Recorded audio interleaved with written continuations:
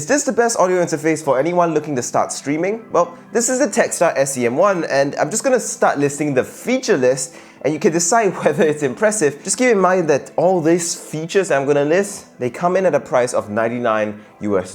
It's the Takstar SC M1, and it has a soundboard with 6 preset sounds that you cannot change and 3 reprogrammable sounds on the soundboard to reprogram to whatever you want through Takstar's own software. So that's feature 1 and 2, I guess. And the next thing is that it has individual audio level adjustment through these little buttons here, so you can change the level of the headphone monitoring that you might be using with this. You can adjust the gain of your mic, you can adjust the volume of the overall output from this audio interface into your computer through these little 3 buttons here. So that's the second feature. The next thing is that it's got a noise cancellation effect through this SQ button here. Third feature, you even have a duck and mix button so that you can quickly mute different channels. You have to read the manual to know exactly which channel you're muting with these 2 buttons, but you can quickly kind of mute and unmute different channels to make sure that the sound of your stream is appropriate and as clear as possible at any time, which is another nice feature. That's feature, what, 4 now at this point?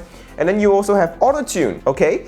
Auto-tune on a $99 audio interface, I'll take that. So it has auto-tune, and it allows you to actually change the pitch at which you are auto-tuning your voice to, be it major or minor keys. So if you're singing a song in D flat minor, you can quickly switch to D flat minor and have your auto-tune there, so you sound absolutely amazing. However, do note that the auto-tune on this is not like a super refined auto-tune. If you're decent at singing to begin with, the auto-tune on this will sound actually quite natural, but if you can't sing at all, you're gonna sound like Travis Scott, which actually might be the intended effect depending on what you're trying to sing on stream.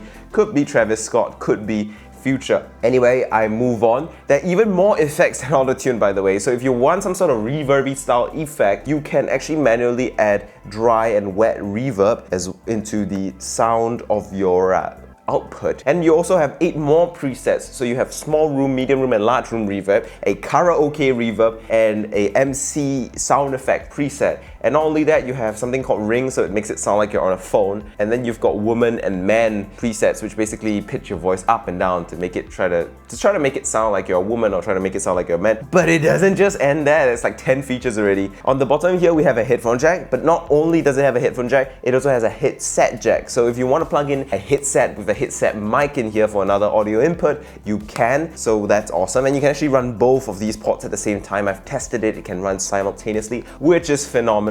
But if you come to the back of the device here, you get even more I/O. So you get a little power button, which you press and hold to turn it on with fancy lights and stuff, which I frankly don't care about. But more than that, you've got this little switch here that says 48 volts because this has 48 volt phantom power, which you can turn on and off, which is super duper important, by the way. If you're using any decent quality mic for streaming, you're probably going to be using an XLR mic that needs phantom power. So this is a big plus, and it goes out through this mini XLR port. So mini XLR is basically, it does the same thing as XLR, but it's a lot smaller of a port, so keep this device slim and compact. Now, don't worry about getting an adapter because it comes with one in the box, thankfully. So that's where you're probably going to be plugging your main microphone into, which is really nice to see. But there's more than that. So we've got a mic input, a 3.5mm mic input. So if you have any sort of lavalier mic or any kind of 3.5mm mic that you want to plug in, you can plug it in there. Let's say you have a phone and you want to output music into this, or like a audio player. Well, you have 2 jacks for that. So you have a jack for any sort of smartphone device, and you have a jack for just a music input, which you can then just play music, background music, whatever you want in there. And you can also have your phone game hooked up audio-wise to your audio interface, making it all at one go, very easy to deal with, which is super nice feature to have. And finally, it's microUSB. But what this microUSB cable actually does is not only does it transmit data to your PC, it transmits power to the battery in here. So not only does it have all those features that I've just talked about, it is battery powered.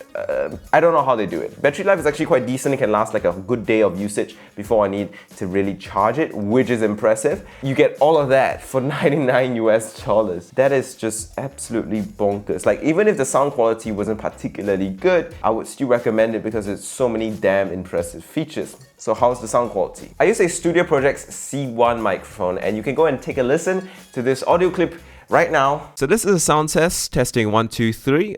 So this is a sound test. Later, I kind of didn't set the audio up properly on those streams, so ignore the audio quality on those streams, and those are ready for a visual test. This is just the audio test. If you set things up properly, instead of being an idiot like me, it's supposed to sound as good as this. And determine whether you think it sounds good at all. I think it sounds really nice. So yeah, what do you think about it? I think it's actually a really impressive, nifty little device.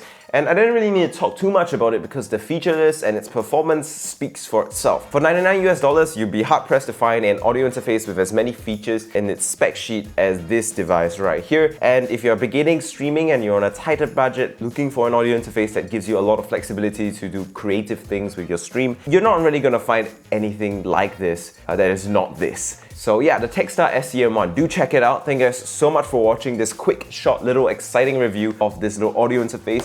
Make sure you like and subscribe if you want to see more videos like this or other things. I don't plan to do a lot of mic or audio stuff. And I'll see you guys around. All love to you guys for watching to the end.